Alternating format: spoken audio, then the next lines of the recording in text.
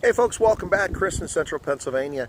You know, in a social media post recently, somebody posed the question, whether they stated, first off, they like my content, thank you for that, and they find interesting how I try to help refugees from South Africa. Okay, great.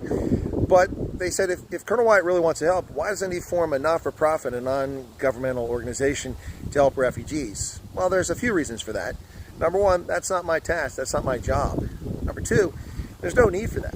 We spend $2.7 to $2.9 billion annually here in the United States from taxpayer money assisting refugees when they arrive in America.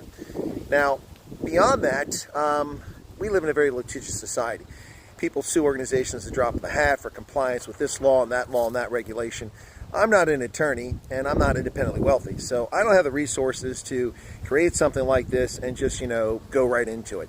So that's another reason. But frankly, I do an awful lot for people that most people don't know about in so many ways. And frankly, it's none of anybody's business what I do privately to help people. And I've helped many South African refugees, and I've helped many people from around the world in many circumstances.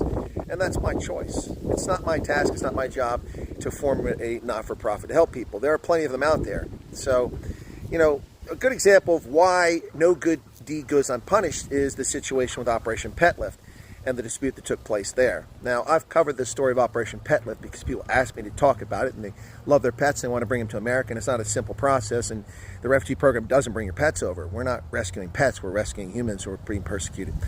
So, I have the experience of sending my cats to Botswana through South Africa and the other way back through South Africa back to the States.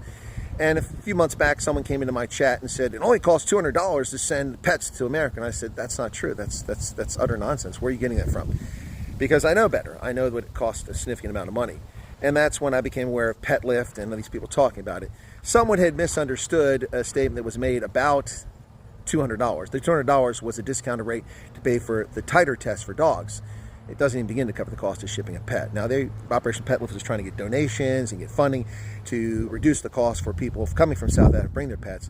But anyway, that turned into a whole crap show where people slandered me, lied about me, misrepresented me, spread nonsense and gossip on their WhatsApp groups and their Facebook pages, and harm my reputation because people listen to any bullshit that they hear on the internet. And that's another reason why I don't do it. I stay out of legal entanglements by simply reporting things objectively and fairly and exposing things as best I can from wherever I'm traveling to and from where I'm sitting here in Pennsylvania. So I'm not starting an NGO. There's no need for one. And thank you for your interest, but there you have it. As far as Pet Lift, I'm looking into that from both sides of the story, from both actors. And I'll give you more on that coming soon. Cheers.